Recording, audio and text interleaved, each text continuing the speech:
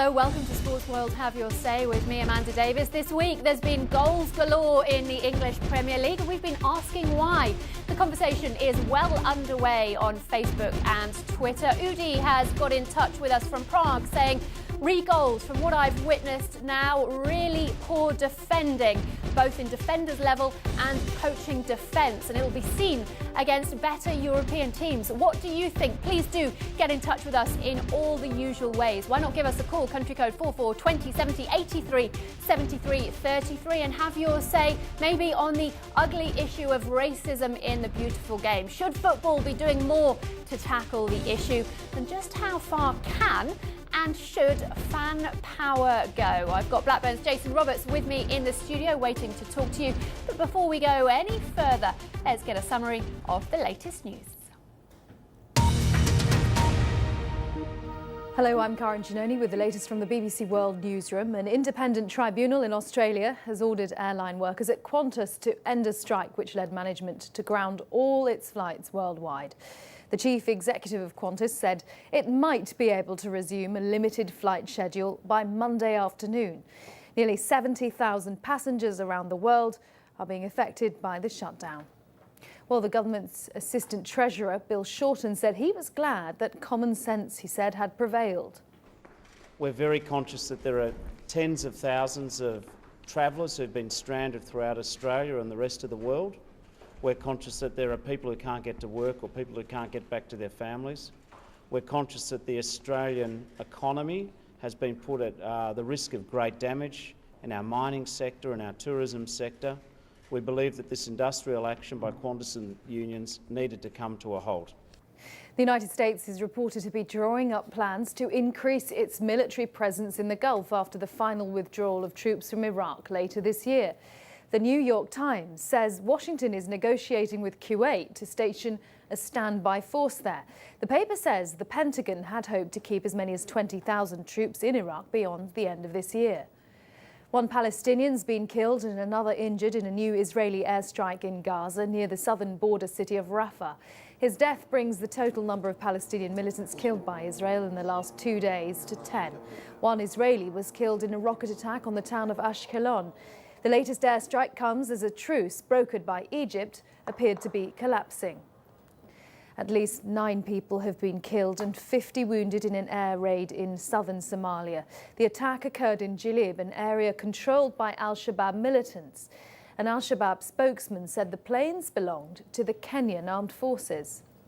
Voting has ended in the presidential election in Kyrgyzstan. It's the first such poll since President Kurmanbek Bakiev was overthrown 18 months ago, prompting a wave of communal violence. 16 candidates are standing in the election, but the current president, Rosa Otunbayeva, is not running.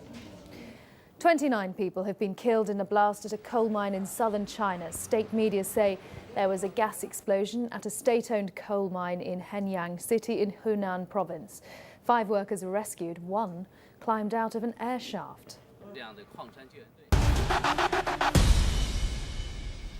Hello, you're watching Sports World Have Your Say with me, Amanda Davis. We're talking the sad topic of racism on the pitch in football. Loads of you have been getting in touch with us. Mo United 14 has used the hashtag SWHYS from South Africa, saying these race rounds are ruining the status of the EPL. If found guilty, 10-game ban. Or Aziz Labi has got in touch saying Football Authority needs to do more than just paying slip service to anti-racism in football. I've got Jason Roberts with me of Blackburn in the studio. Trevor Benjamin is with us as well, and Albert, who runs the Catalan Everton Supporters Club, who is also a Barcelona fan. He is with us as well to discuss this issue. But we're going to kick off this bit of the discussion with a comment from Stan Collymore, the former England and Liverpool footballer, who's been writing in the Sunday People saying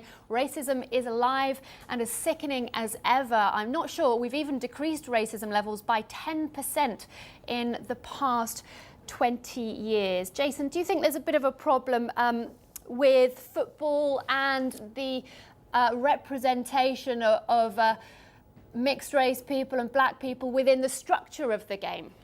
Well, I think if you look at the numbers, it just doesn't add up in terms of the ethnic minority players who play the game to who actually go into coaching or management or something like that. We've been talking about the Rooney Rule, which may come in, which will give clubs, well, actually, it doesn't give them a choice. They have to interview at least one ethnic minority for each managerial position that becomes available. And I think that's a good step in the correct way to give the guys an opportunity to at least think, if I do my badges, I can at least get out there and get an interview. People have been saying in the past that progress has been made, that there have been now a couple of incidents in the last couple of weeks. Has it just been glossed over, do you think? Well, I think in the past there certainly was an issue that, you know, racism within football was something that was fair game. It was something to put you off your game. It was something that, you know, if you could be affected mentally, then it was okay. I think off the back of that, nothing was really done about it. I struggle to think of times when players were punished for it. And I think if this is something that's rearing its ugly head again, it's something that needs to be stamped out and quickly. Well, SNF Hutchinson on Facebook has said that racism is a global issue. What's happening in football is a reflection of those issues, a mirror effect, so to speak. Racism will always be an issue in football as a result. Trevor, is that a problem? It is just there is racism in society. Oh yeah, 100%. That's exactly what it is. Racism in society, but as obviously campaigns like Show Racism and Red Card is trying to attack the younger generation to bring that through, so we can trying to help it from stopping from happening in the long run. Trevor, a lot of black and ethnic minority coaches have said that they found it very hard to get interviews or to get an opportunity to get out there and show what they can do. You've been one of the rare cases that have got an opportunity. Did you find it hard to get a chance? Yeah, well, not really, no, because me personally, I didn't find it hard to get a chance because probably my mannerism, to be honest, it was kind of, it weren't all out there, do you know what I mean, as such. So me personally, no, but as black and ethnic and minorities, definitely hard to get in. Yeah, do you know what happened to actually the guy who abused you in the Morpeth game? Sorry? If anything was done when you had an issue recently when you was coaching for Morpeth, do you know what happened to the individual who abused you? No, I know he got in trouble, but I don't know to how much extent because the FA didn't really keep me updated on what was really going on, to be honest.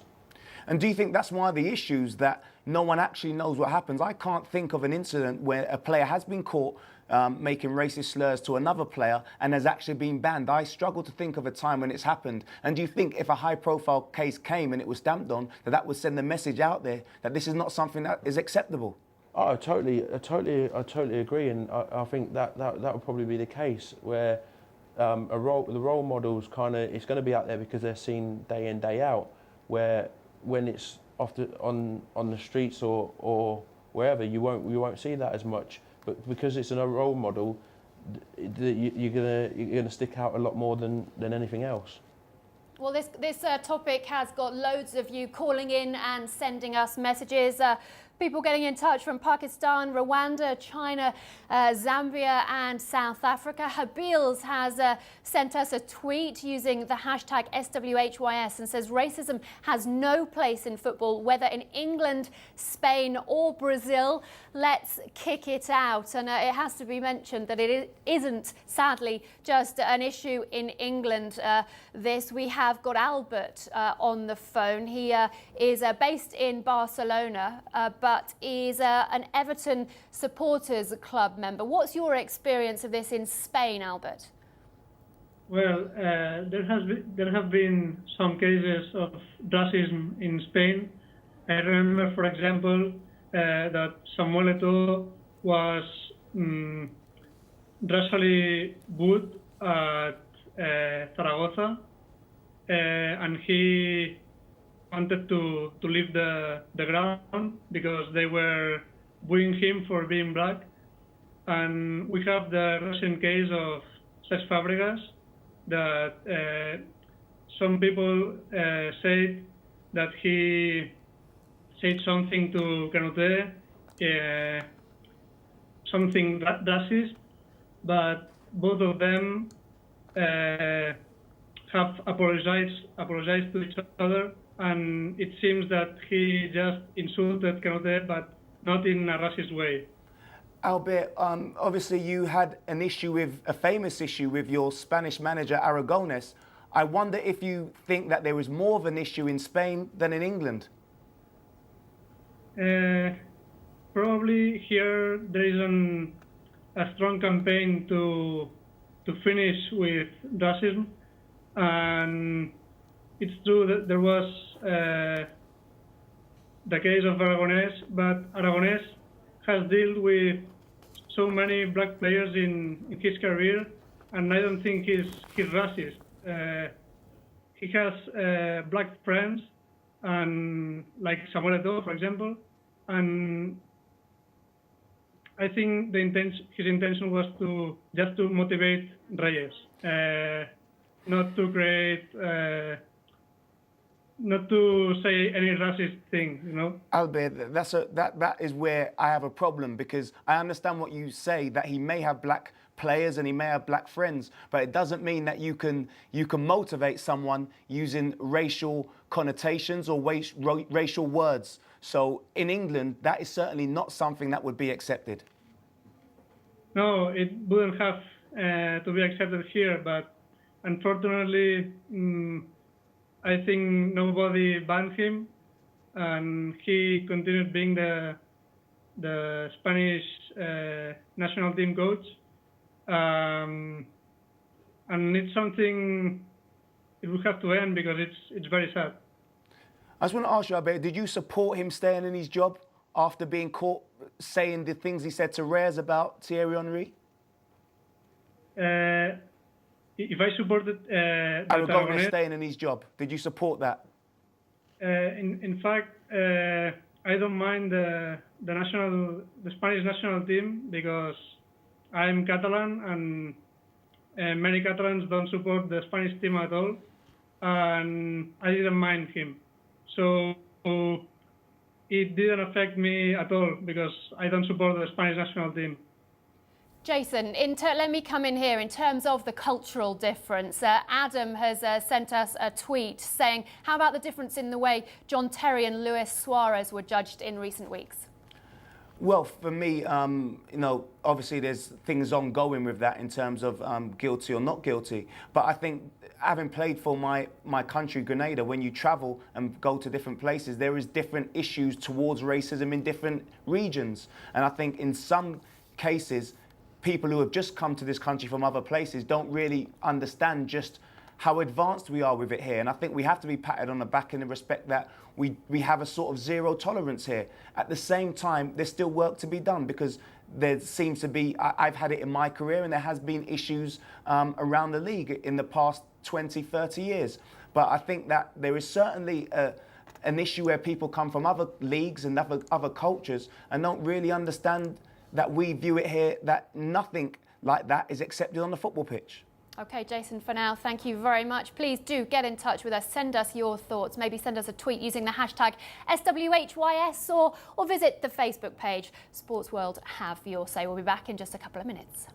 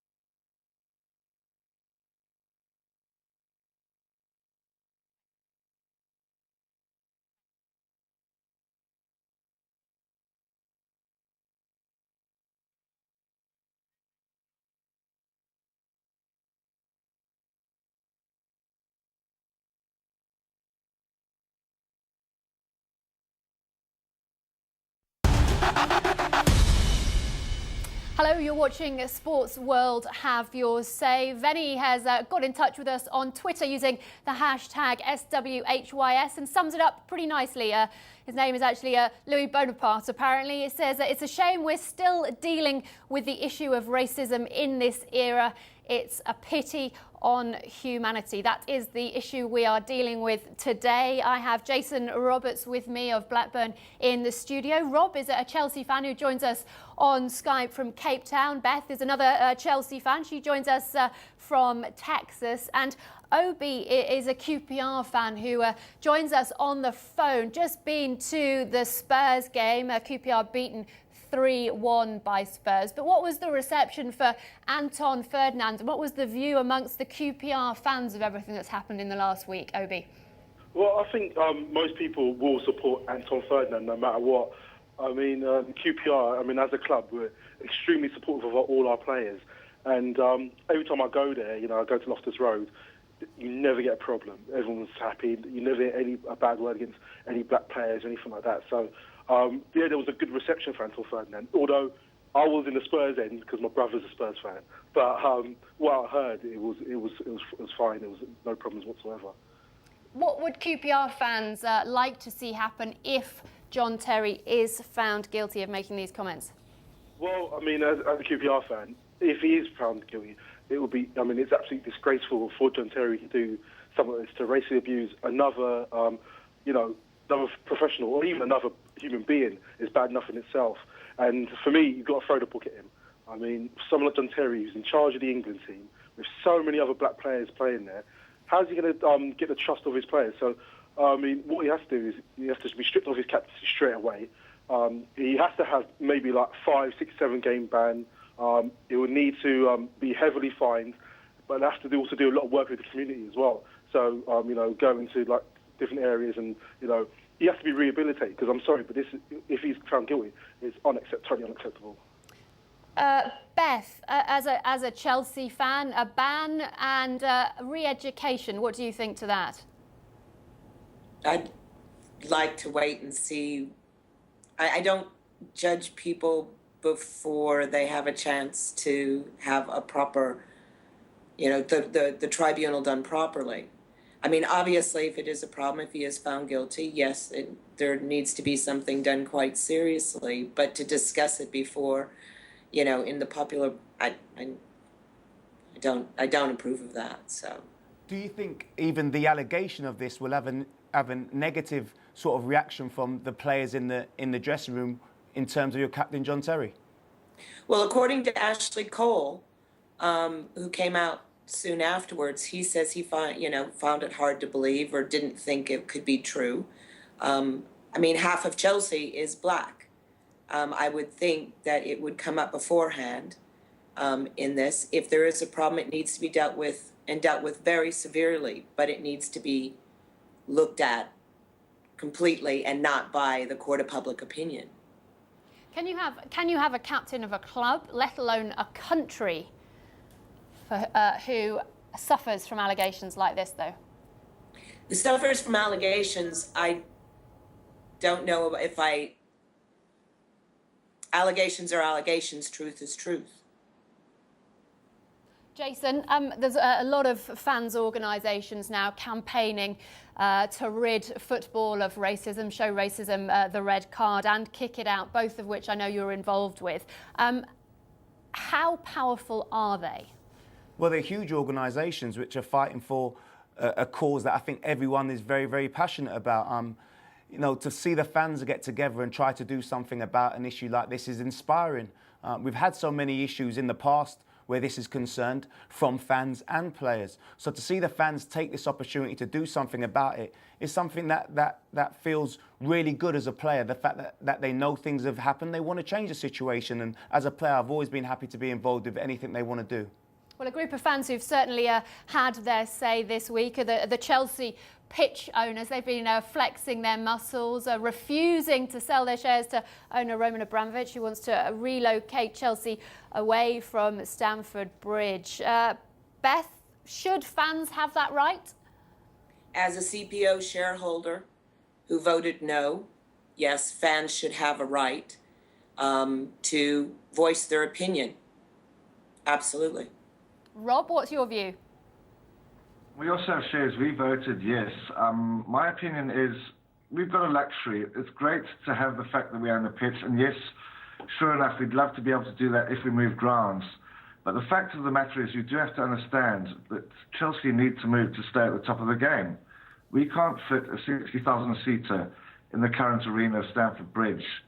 And it's something that when the club grows, you have to go with it. I'm sure the club are only acting in the best interest of the club.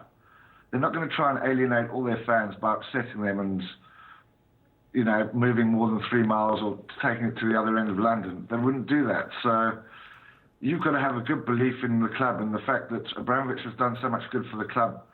Surely he's there every game backing the fans. They're not going to try and do us wrong. Jason, an inherent faith in the owners? Well, I think if anyone would be able to ask that inherent faith, it's Abramovich with all that he's done. I wonder if it's a double-edged sword in the respect that he's done so much for the club. Maybe he thinks if he asks the questions, the fans should already go with him because he's done so much. And I wonder if that's the other side of having an owner who's put so much money into the club and has so much sway with the fans. Well, I've got to say hello to Christian. He joins us as chairman of the UK arm of the Schalke fan club based in Germany. How far should it go? How much power should fans have, Christian? In Germany, we don't have the same problems like you're talking about in England at the moment, because the fans are part of the complete football scene. As we can say in Schalke, especially because it's my club, we can say we have more than 100,000 members in the club, and they decide who will be the chairman, and they decide who will be in the board of directors. And there's always a part of the main fan club organization in the board of directors. So the fans are the heart of the club, and they had to decide. They're at the heart of the club, but should they be picking the team? No, not directly. But of course, if you have your members in the committee and the fans have the power, of course they can show the power through the chairman. It was last season when we had a manager which has a lot of problems with the fans. He was successful, of course, but he doesn't like the ideas of the fans, of the spirit of Schalke. And in the end, he has to go because it is a business, of course, everybody knows. But football also is a thing from the heart, and it's very special. And here in Germany and in Schalke, the fans had the power to say to a manager he has to go. And even over in this direction, the fans are able to say who is picking in the team and who is not playing. Beth, is that part of the problem for you? Is Roman Abramovich too distant? No, and actually, if you go to saynocpo.org, you'll find that including myself and most everyone I know that voted no, it wasn't a no against moving. It was a no against being more transparent. If you read the proposal properly, what you'll find is there was no limit to the how far we would move away after 2020. And more importantly was the demise of the CPO, which many of us feel is part and parcel. I didn't know that about Germany, and that's interesting. And I think that's maybe what's missing in football today. I trust Roman Abramovich, but this is about what happens if Roman should get in a helicopter accident or pass away or something should happen to him. It's what can happen in the future and making sure that supporters have a say in important things like this. It's not that I don't trust Roman, I do. And it's not that I'm opposed to moving ground, but ask the ex-Wembley supporters that now support a team in Milton Keynes, or ask other supporters that have had similar situations happen where they were promised one thing, lower ticket prices with the bigger stadium, and now they find out they're paying 30% more. Beth, I'm really sorry. I'm going to have to butt in there because we've run out of time. Thanks, everybody, for getting involved in this week's Sports World. Have your say. See you same time, same place next week. Goodbye.